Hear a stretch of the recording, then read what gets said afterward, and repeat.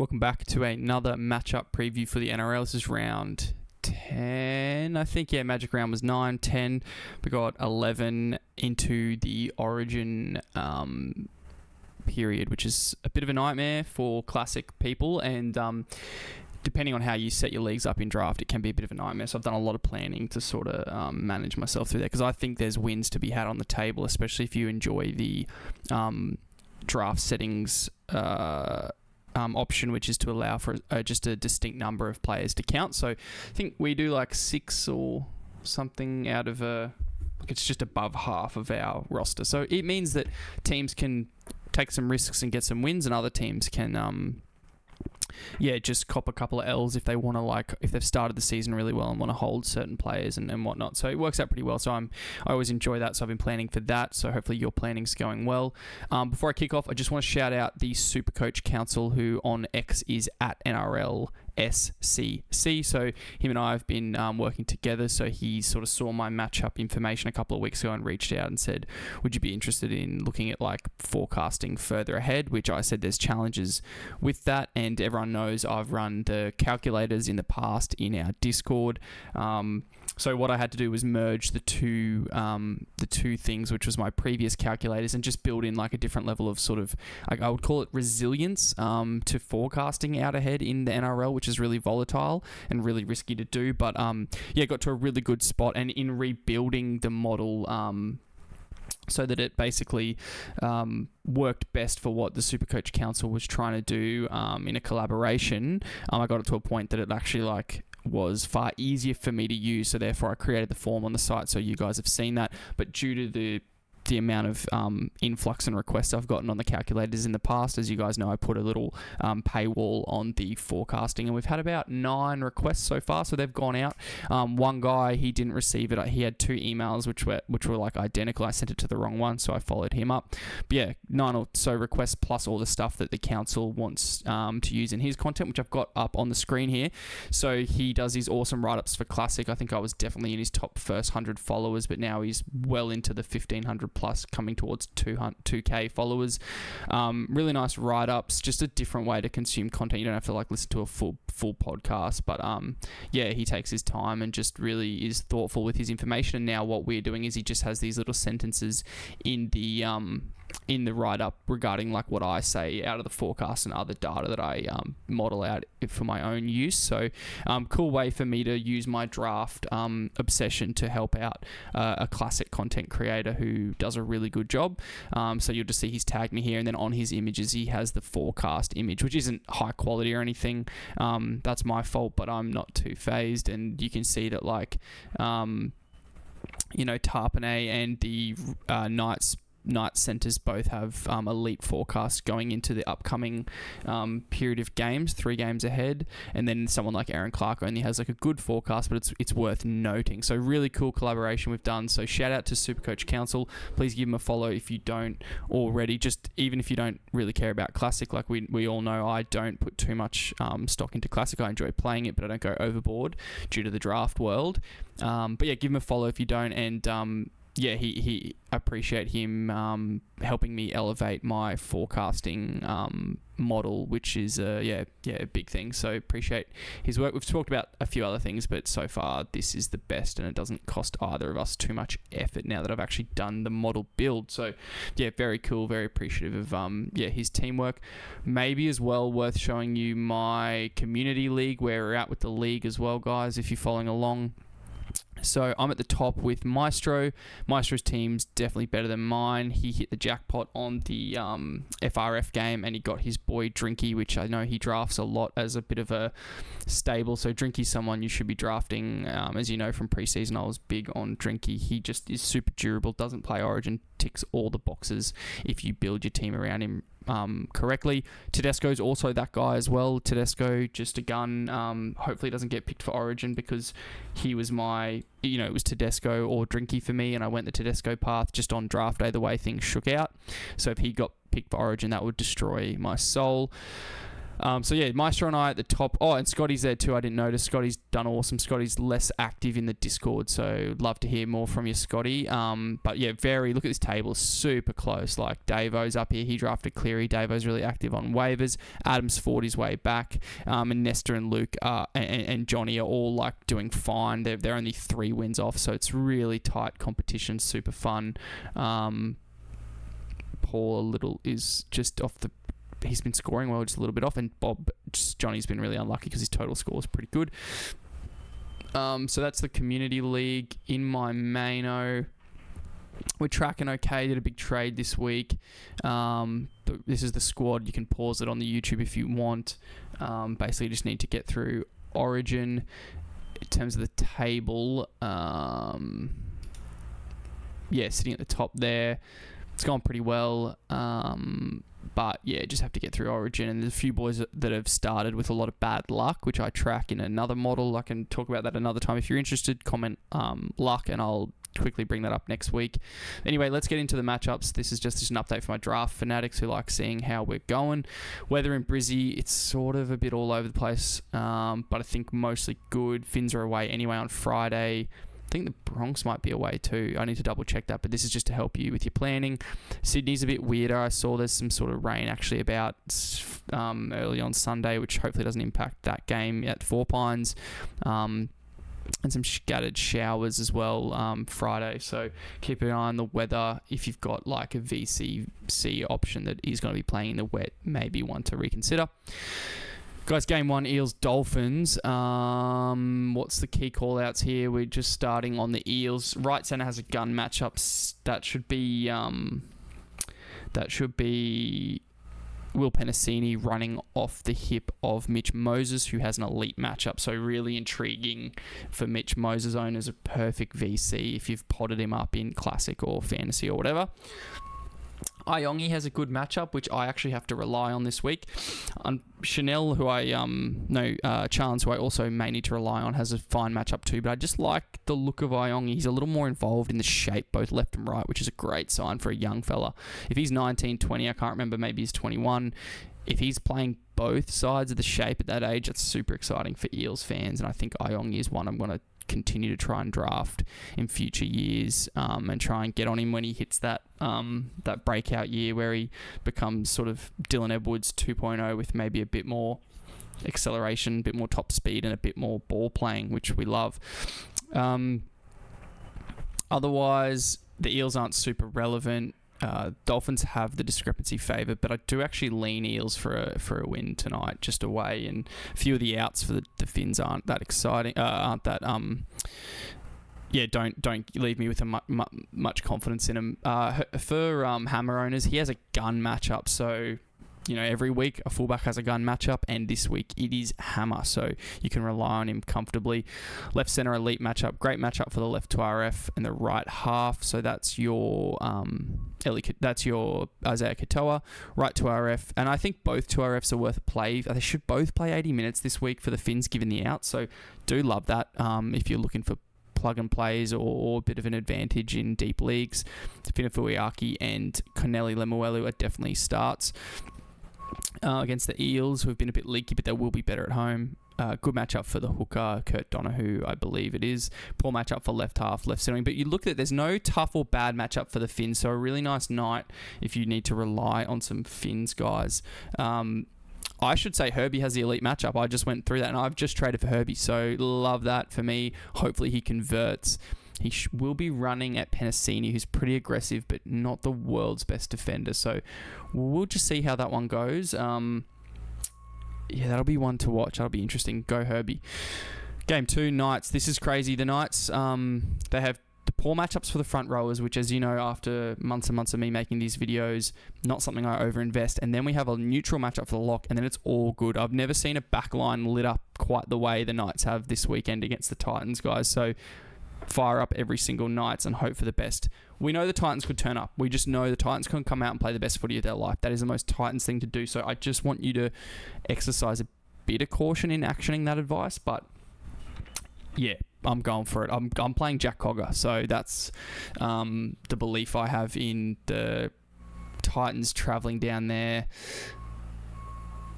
I want to overthink it and not play Cogger, but I'm playing Kalen Ponga, who, as you can see, has an elite matchup. So I'm just trying to offset that in my matchup by potentially having the person that passes to Ponga before he makes a line break, or passes to Ponga before he makes a try, or gets try contributions off Ponga's try assists.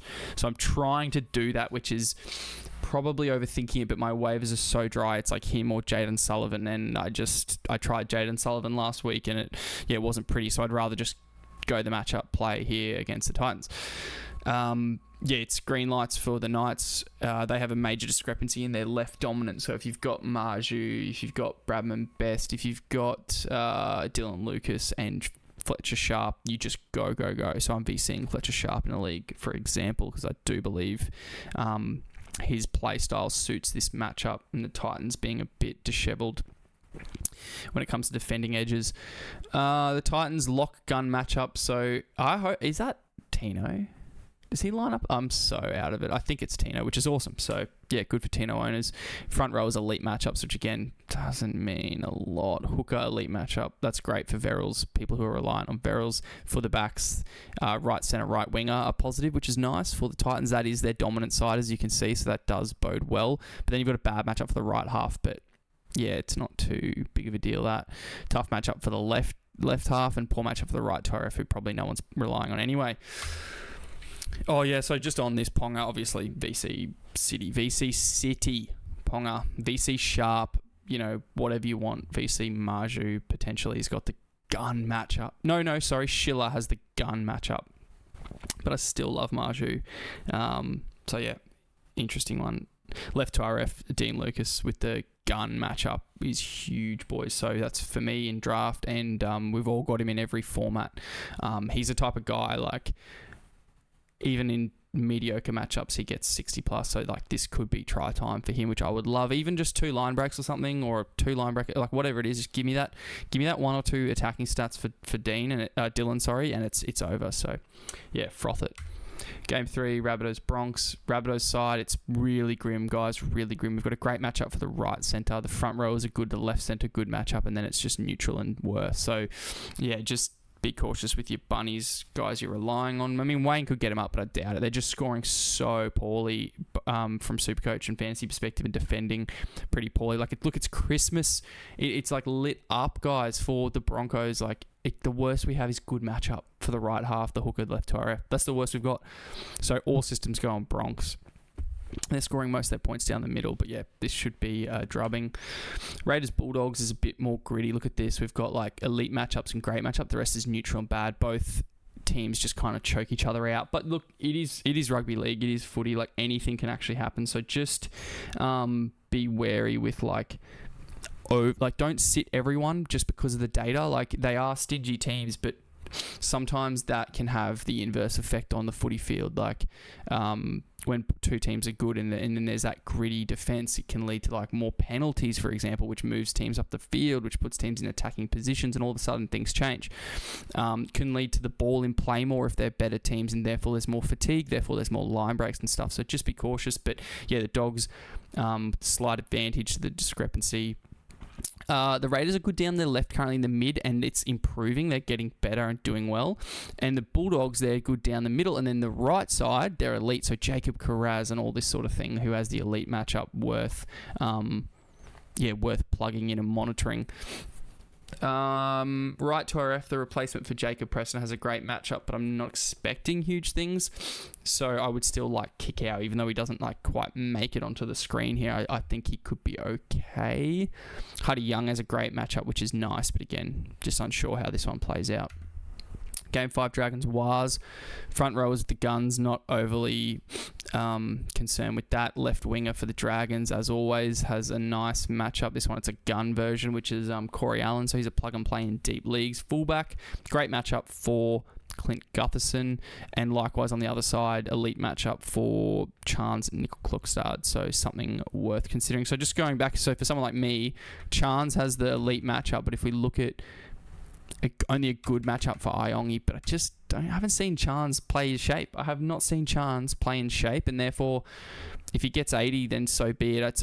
He can also get me 40 and they win, so I just don't know about that one with Chance. So Has the elite matchup, though. If you're relying on him, it's a good one to go for.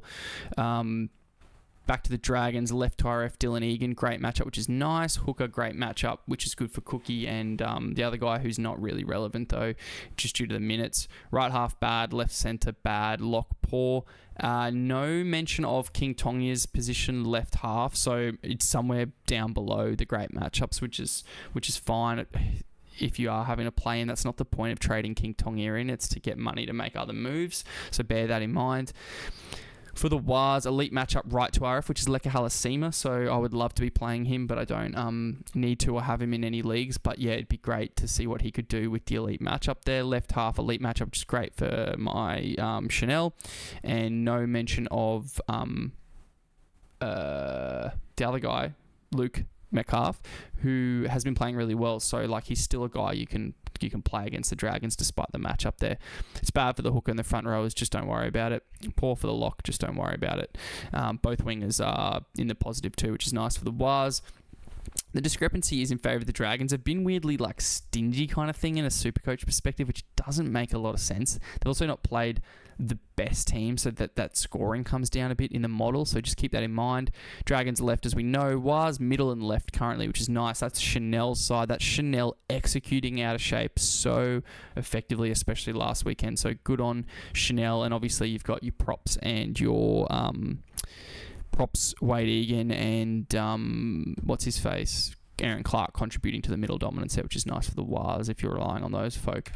Game 6, this is a be interesting one up in town. So we've got Cowboys Panthers gun matchups for the Cowboys hooker. I've got Robson, but I'm not like expecting much, unfortunately. Gun matchup for Nathan Cleary is a big call out this weekend, guys. I think a lot of people are looking at fullbacks and Payne Haas and Terrell May.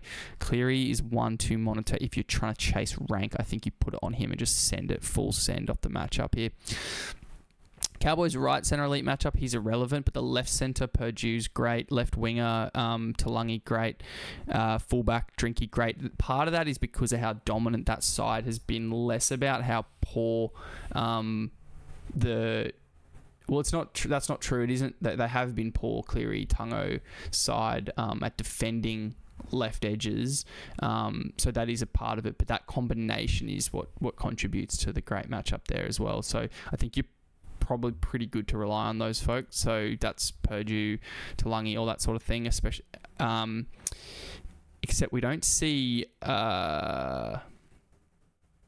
what's his name?